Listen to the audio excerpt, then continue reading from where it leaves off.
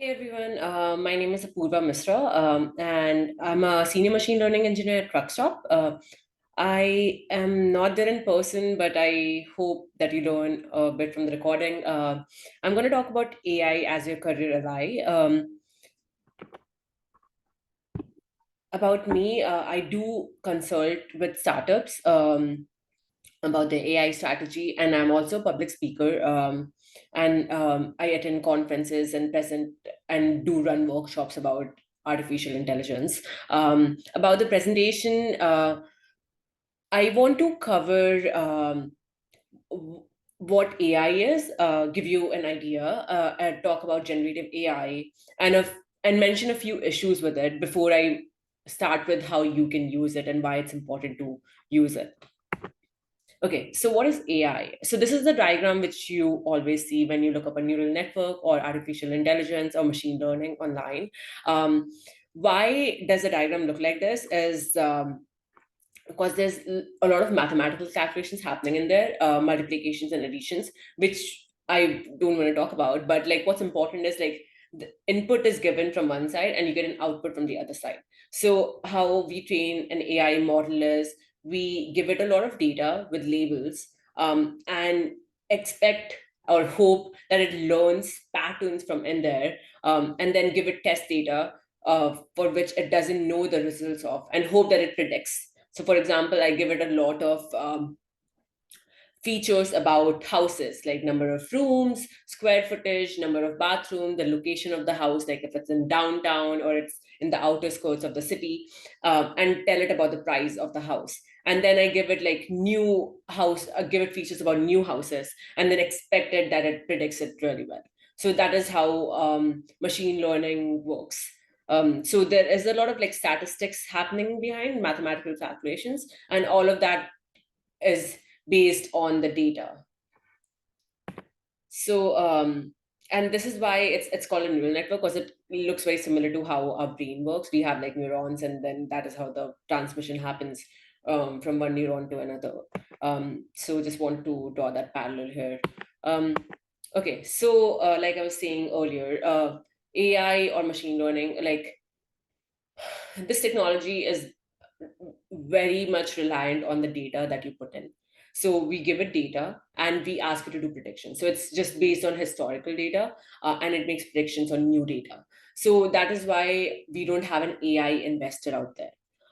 Because we can just like hope that we give it all of the market data and it's able to do investments and give us make us money, but it's not able to do that because not everything is based on historical data. For example, the pandemic that happened in 2020, like if you look at the graph of the S&P 500 index, like it drops right in March when the pandemic started.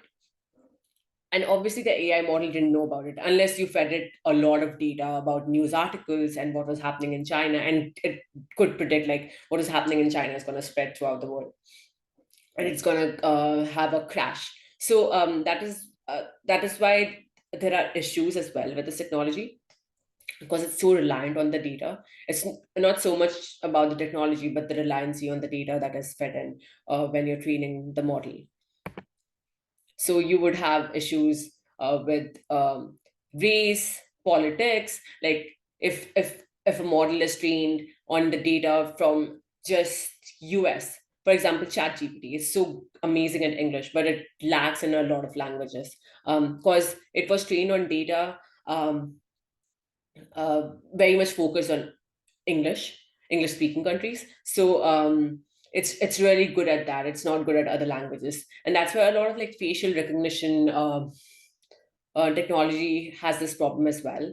Like it's not able to do that well on like uh, people with people of color, black people. Like it's not able to like recognize them really well because it wasn't trained on the data, and the data wasn't diverse enough. So that's a big problem there as well. Biases come in there because of that. For example, like AI models, if you ask them, like they would predict that a doctor is a he and not a she, because the history was like a lot of doctors earlier were men, not women. So they are biased the same way that humans are. Okay, so moving on to generative AI, it's really popular. It became like a big deal since last year when ChatGPT came out. It it it did not start right there. It started like a few years before that. OpenAI, the company which released ChatGPT, had models that it had been releasing for a while, but they weren't that great.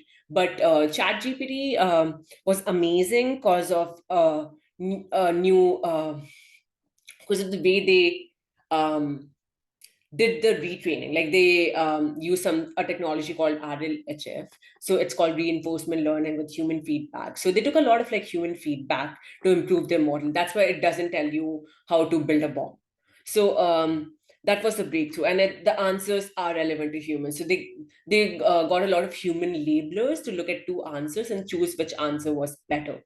And they kept doing that again and again and again, and that's how their model, which was the GPT 3.5 model using RLHF technology, was amazing, and ChatGPT did so well. And it's generalized. You can use it for summarization, you can use it for data extraction. Like you can give it a sentence and ask it to like tell you all the cities, and all which are the capital cities, which are the countries from in there. So it can do the entity recognition really well. It can generate your email. So all of that, it's all general. Like, it can do a number of tasks really well.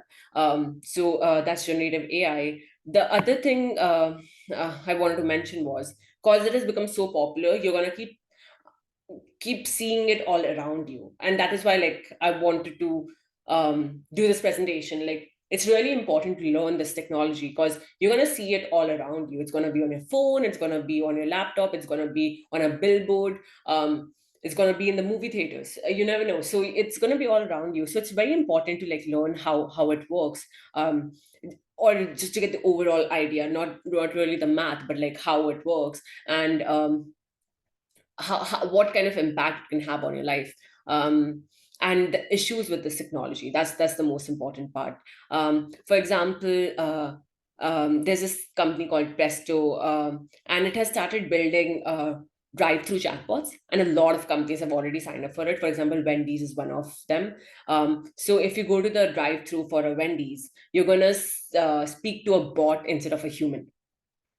So what that means is this bot is able to do automatic speech recognition. So if I'm saying, "Hey, I want a burger and a Coke," it's able to convert that voice into text. That's the first thing it does.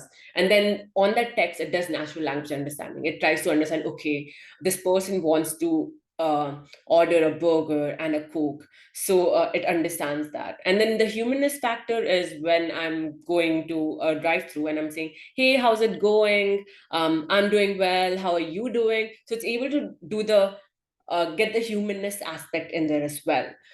So it's able to do all the three. And on their website, if you look at the bottom, like they say it has a 95 percent plus into non-intervention rate. So what it means is it's able to carry on the conversation for like 95% of the cases, to complete the conversation, take the order, and fill out the order. But like it's not able to do it for the rest of the 5%. And the what those cases are, for example, like if I'm going in there and asking if this burger is gluten free, it passes this conversation to a human. Because what happens there is like, this could be dangerous, right? Like if it makes a wrong prediction there, and says yes, it is gluten free, and the person wanted it to be gluten free, and the person expects it to be gluten free, and it's not gluten free. Like it could be dangerous if the person is allergic.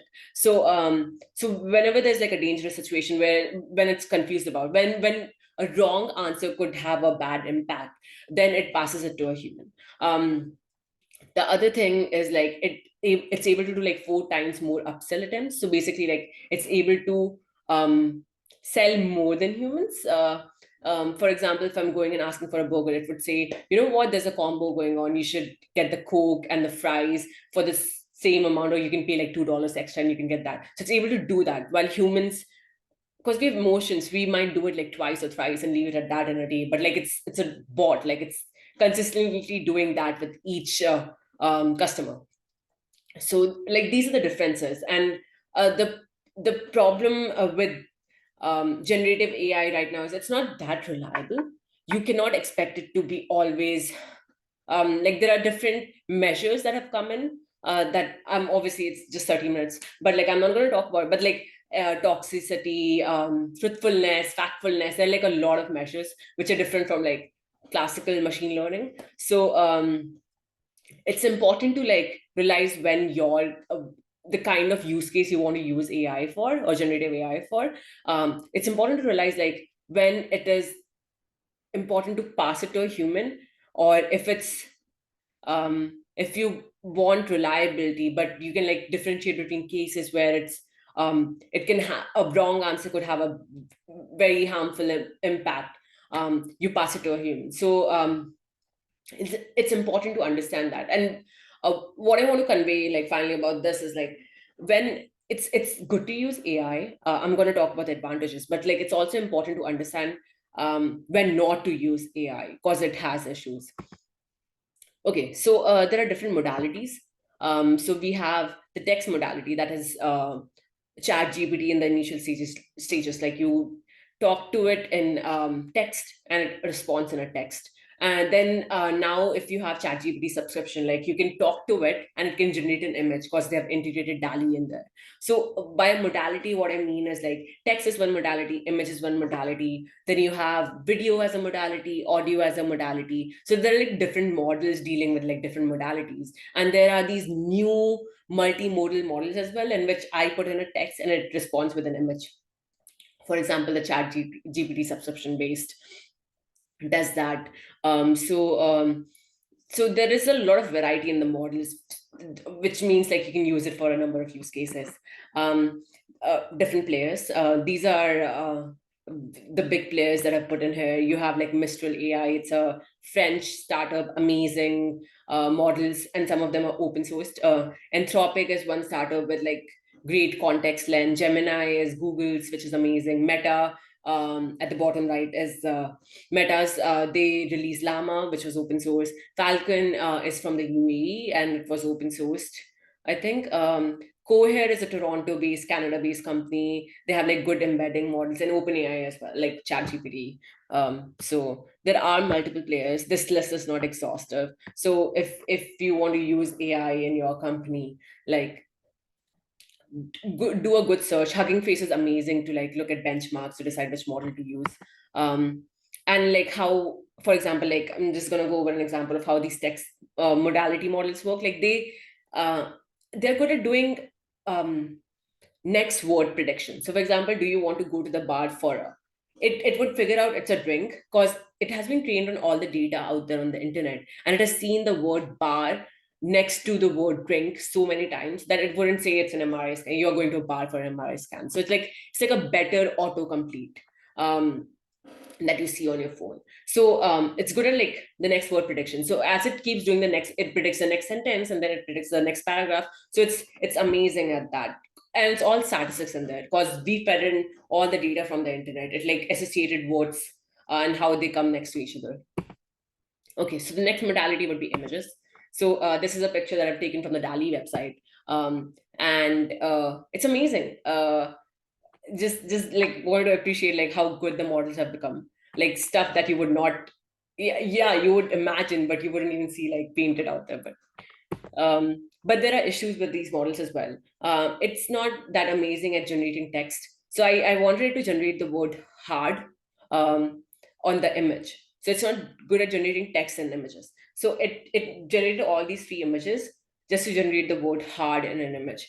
Because it must have seen like a number of images saying hard as possible.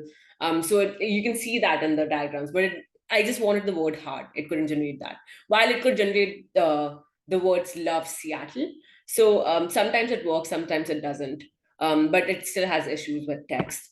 There are other issues as well. This is about uh, how it's not able to. So the prompt was basically a girl is looking in the mirror in her bathroom, and it's it made so many mistakes. So because we don't teach these models like physical laws of the world, whatever they can find in the learn from by themselves, they learn. So whatever patterns they can find.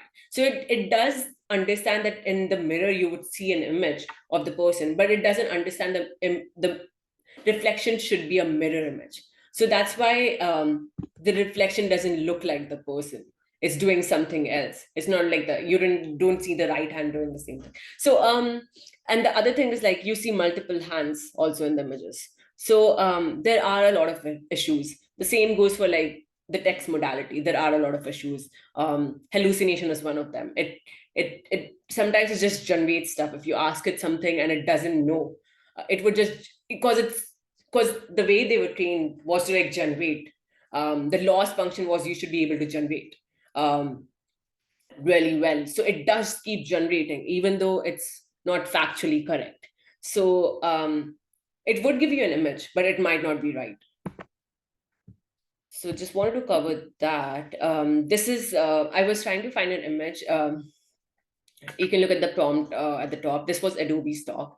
I was asking for a women professional confidence pose, and it gave me a bunch of images. They were good, but if you look at the image, there's like something wrong with this one.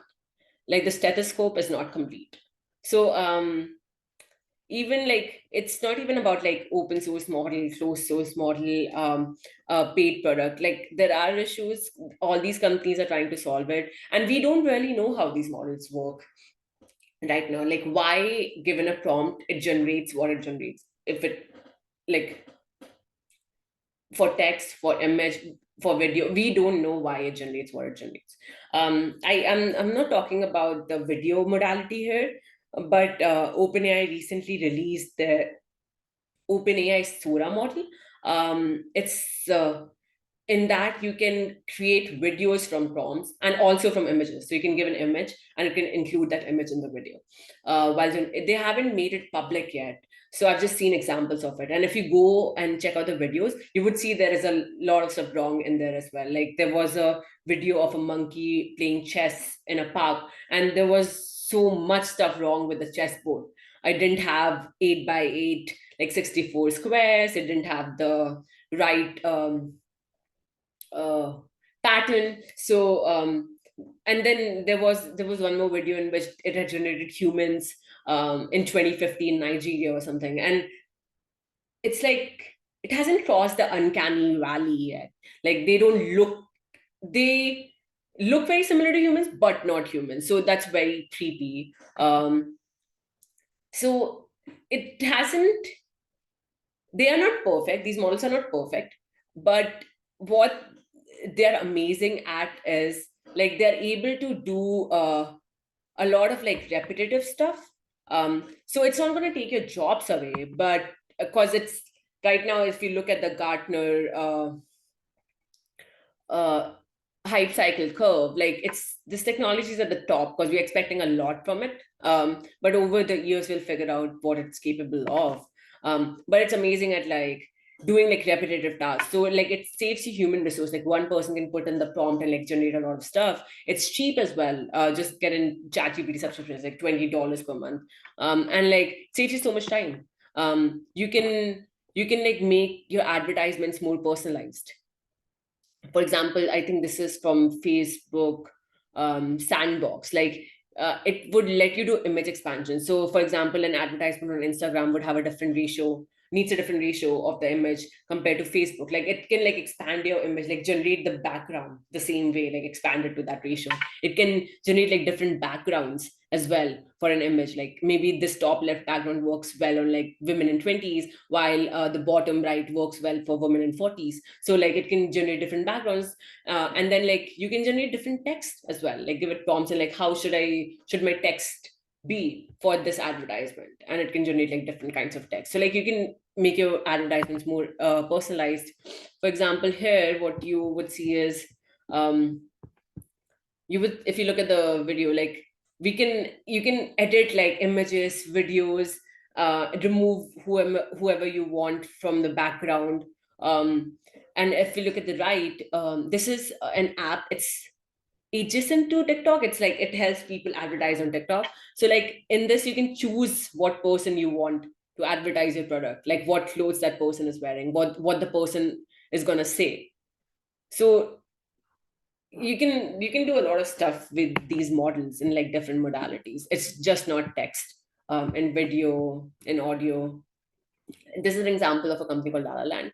What it lets you do is, and I think Levy uh, is one of their clients, which became a big controversy because Levy wanted like more diverse models, but instead of going and hiring it, actually made a deal with La La Land. What they let you do is you can customize your model. So you can decide what clothes the model has to wear. And then you can customize what the body type should be, what color should be, what the skin color should be, what's the hairstyle like. And you can have like different models on your website wearing your clothes.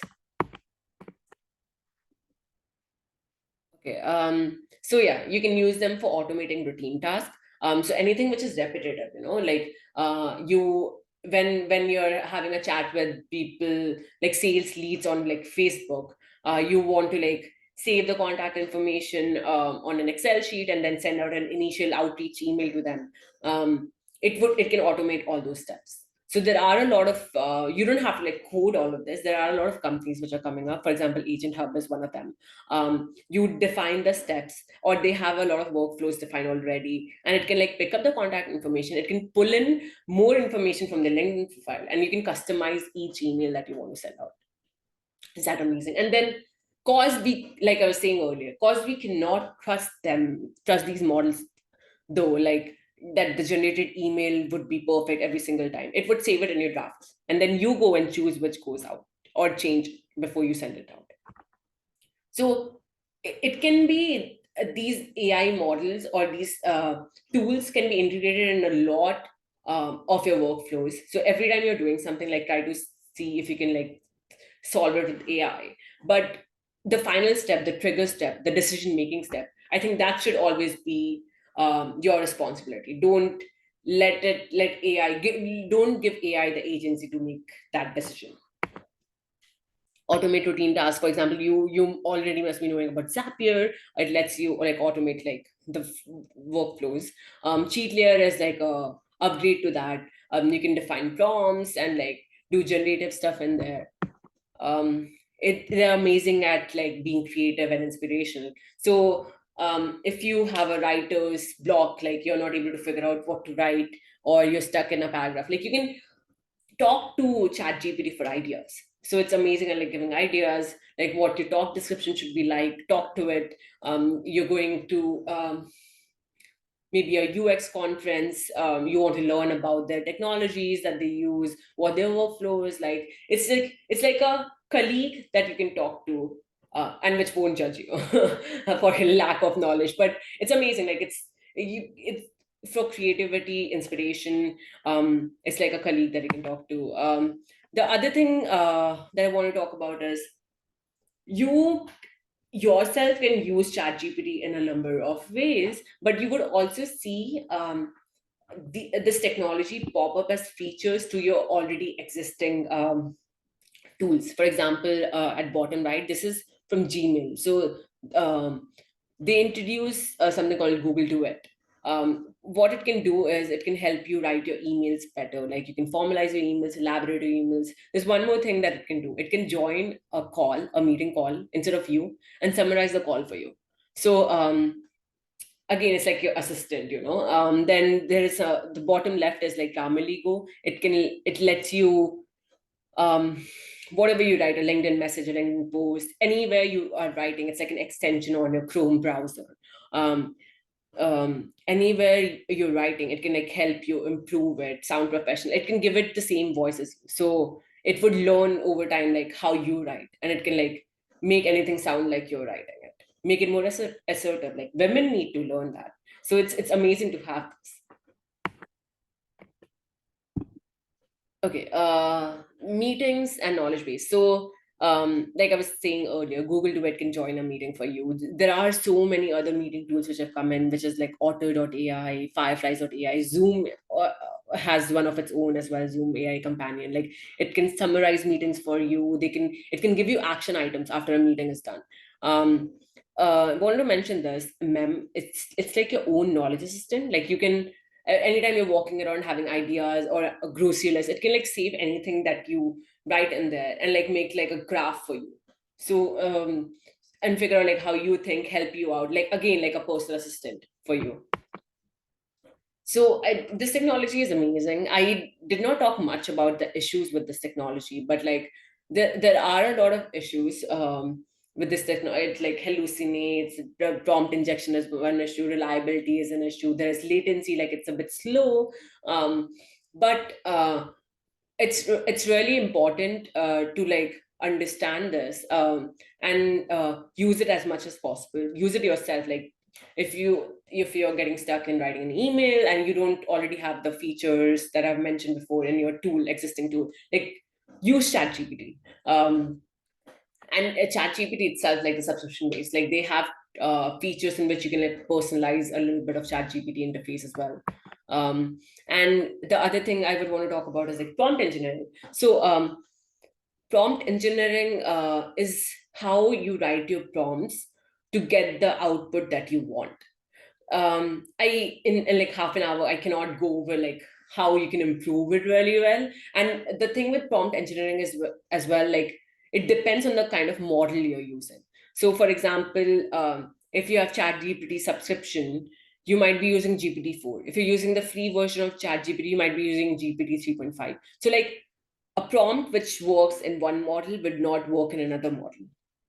And if you're using Mistral, so like I don't believe as much in like prompt libraries in which like you save all the prompts and like keep using it from like one model to another model. But I do believe in like learning the technology, like the technique of writing prompts. So for example, like if you're given these two prompts, like which one do you think is better? So the second one is better because you're asking it to like explain the reasoning and state the answer. Because another problem with these generative models is once it answers you something and it's wrong, it would keep explaining and confidently saying, no, no, no, what I said was correct. So make sure precise, make sure you add details, as much details about your context. Like if you're in the trucking industry, like give it details about the trucking, because it's a generalized model trained on everything out there on the internet. So if you want it to work in your domain, like make sure you're giving it as much information about the domain. Demonstrate, like you can give it examples if it's not able to do it in one go. And it cannot read your mind. Just make sure you're giving it as many details as possible. And if it's a complex task, you can like break it down into several prompts, break down the task into pieces, like make it do the first task, then explain the second task. So like you can do that. And I think, yeah, I was within 30 minutes. Thank you so much for taking the time. And I'm really sorry I could not be there. But thank you so much for attending this.